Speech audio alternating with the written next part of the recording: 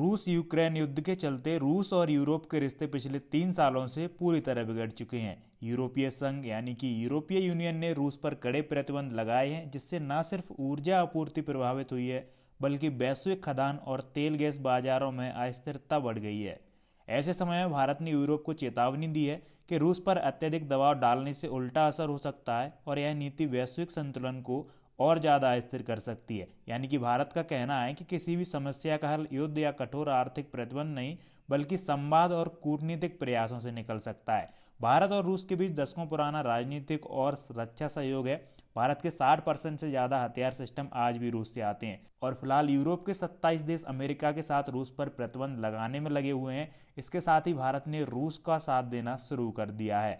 हाल के वर्षों में भारत रूस से डिस्काउंट पर तेल खरीदकर अपनी ऊर्जा सुरक्षा सुनिश्चित कर रहा है। यही कारण है कि भारत लगातार रूस के खिलाफ यूरोप की कठोर नीति पर असहमति जताता रहा है। भारत का यह भी मानना है कि रूस पर कड़े प्रतिबंध लगाने से रूस पूरी तरह चीन के पाले में जा सकता है, जो न केवल भारत बल्कि पूरे पश्चिमी देशों के लिए भी चिंता का कारण बनेगा। भारत ने यूरोप को यह भी याद दिलाया है कि इस टकराव का सबसे बड़ा नुकसान ग्लोबल साउथ यानी विकासशील देशों को उठाना पड़ रहा है। रूस यूक्रेन युद्ध के कारण गेहूं, खाद और तेल की कीमतें आसमान छू रही हैं। कई देशों में महंगाई और आर्थिक संकट बढ़ गया है। भारत ने यूरोपीय संघ को सलाह दी है कि वह रूस को अलग करने की बजाय शांति वार्ता और समझौते का रास्ता अपनाए, ताकि दुनिया को एक नए शीत युद्ध में धकेलने से बचाया जा सके।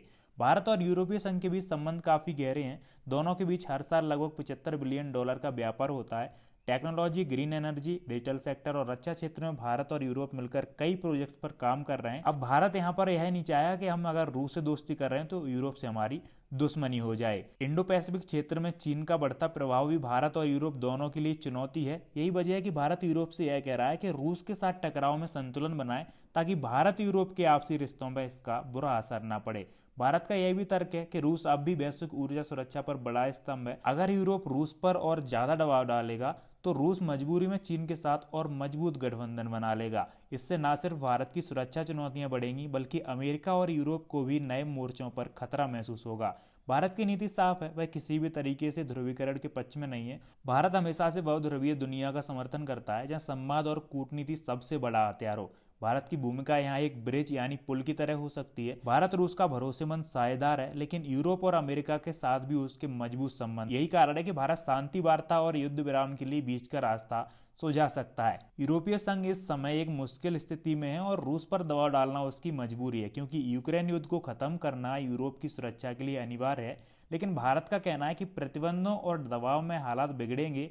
भारत का मानना है कि रूस को अलग थलग करने की बजाय पश्चिम की बजाय चीन के साथ गहराई से जुड़ जाएगा और यह किसी के लिए भी फायदेमंद नहीं होगा। फिलहाल यूरोप और अमेरिका दोनों मिलकर चाहते हैं कि रूस को अलग किया जाए, क्योंकि रूस उन दोनों की बात नहीं मान रहा है। रूस यूक्रेन युद्ध काफी दिनों से चल रहा है, लेकिन ये दोनों काफी मध्यस्थता कराने की कोशिश कर रहे हैं, लेकिन उनका यह पैंतरा बिल्कुल भी काम नहीं कर रहा है। तो इसीलिए वो चाह रहे हैं कि रूस पर जितना हो सके सैंक्शन लगाया जा सके, ताकि रूस अलग खड़ा हो जाए और रूस इनके दबाव में आकर यूक्रेन युद्ध को समाप्त कर दे। लेकिन रूस फिलहाल ऐसा नहीं करने वाला और इसीलिए भारत ने भी रूस का साथ देना शुरू कर दिया है। और भारत की यह चेतावनी यूरोपीय यूनियन के लिए वैश्विक स्तर पर बहुत अहम है।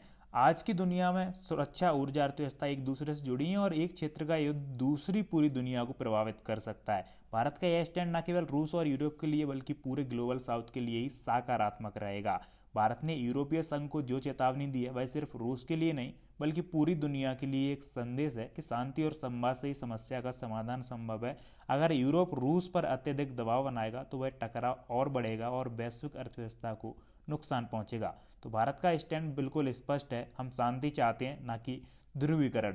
भारत यूरोप को चेतावनी देकर यह दिखा रहा है कि बहुध्रुवीय दुनिया के हर कदम सोच समझकर उठाना पड़ेगा। अब सवाल आपसे है, क्या आपको लगता है कि भारत रूस और यूरोप के बीच बैलेंस बना सकता है? कमेंट में अपनी राय दें। वीडियो को अगर आपने लाइक नहीं किया है तो वीडियो को लाइक कर दीजिए और डेली ऐसे इंपॉर्टेंट वीडियोस देखने के लिए चैनल को सब्सक्राइब कर लीजिए। मिलते हैं आपसे अगले वीडियो में, तब तक के लिए जय हिंद, जय भारत।